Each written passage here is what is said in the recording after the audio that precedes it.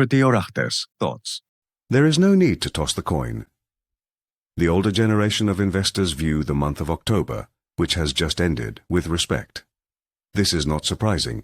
With age comes experience, and they know that major stock market crashes did not always occur in October, but they did occur with striking frequency. Why this month in particular? Psychologists and philosophers may argue about that. The fact is, this time, disaster did not strike. On the contrary, despite numerous prophecies of doom predicting another slump, the big correction did not happen, even in the hotly debated AI sector. Nevertheless, we have pointed out in several thoughts over the past few weeks that a consolidation or even a correction could be overdue. The stock markets have reached levels that make even seasoned investors nervous, so it's time to take a fresh look at Wall Street. Smart investors operate in the background. Their traces are not directly visible in the index. The light blue area in the chart shows whether they are accumulating or distributing, while the orange line shows the trend. Since spring of this year, the smart investors have been steadily accumulating. The after-open action chart shows how short-term traders and speculators are behaving. The light blue area slipped into negative territory in October, a clear sign that positions were being reduced or sold. Corrections very rarely occur during periods of optimism. Bad news is simply ignored, except in the case of surprising black swan events that no one can predict. After a long period of spring optimism, market sentiment briefly fell into pessimistic territory in October. It is currently neutral or slightly improved. Several indicators reflect the strength of the markets from a medium and long-term perspective. If the strength index leaves the green zone, caution is advised when investing in stocks. However, the current trend shows that this is not yet the case. Margin debts, i.e. stock purchases on credit, have risen sharply and exceeded $1 trillion for the first time in the U.S. This is raising warnings of excesses. The figure is impressive, but the absolute number does not mean anything. The volume of credit naturally grows with market capitalization and GDP. It becomes interesting when the rate of change, the current percentage change over 15 months, fluctuates sharply. This is not currently the case, which is why our chart does not show any real cause for alarm.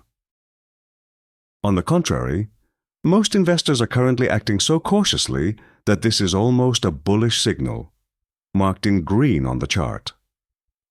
Those who have already sold cannot generate any further selling pressure, but have liquidity available to re-enter the market when sentiment improves. The bears point to the high call-put ratio, too much optimism, too many calls, usually a precursor to corrections. True, but a high ratio can persist for a surprisingly long time, and is therefore not a reliable timing tool in every situation. On the other hand, the difference between the S&P 500 level and its 200-day line has reached a level that has often triggered corrections in the past. Profit-taking is therefore entirely legitimate. In the long term, another factor is clouding the picture: the recent slowdown in money supply growth by the major central banks, with the exception of the Fed. Stock markets perform particularly well when fresh money flows into the system from central banks. If central banks withdraw liquidity, this will sooner or later also affect the stock markets. The correlation between money supply and the 12-month rate of change of the S&P 500 is strikingly strong. The fact that the money supply is now falling again does not bode well for equity investors in the long term. On the positive side, however, equities of cyclical companies are currently sending strikingly bullish signals, a small surprise that does not fit in with the general market picture. We last saw such a clear signal of strength during the deepest phase of the pandemic crisis. In addition to our own indicators, we also use classic analysis tools. They show that since Liberation Day in April 2025, the S&P 500 has reached a key target: 2 upward waves interrupted by a correction in May. The third wave is now moving close to the 100% extension target at 6,901 points. However, the new highs have not been confirmed by the Relative Strength Index, RSI, a warning signal highlighted by the blue line. It is a sign of waning strength. We are therefore at a crossroads. A break above 6,901 points opens up further upside potential. A break in the green trend channel, on the other hand, could trigger a sharp, rapid correction. Bottom line, rarely have the indicators and charts been so contradictory. However, in absolute terms, the markets are trading at high levels, but relative to economic performance, they are less exaggerated. And more and more institutional investors are selling off their bonds due to government debt, in favor of corporate bonds and equities. Fears of over-indebted countries suddenly cast high stock valuations in a completely different light. This new type of demand for stocks is an argument that should not be overlooked and may become more significant in the not-too-distant future.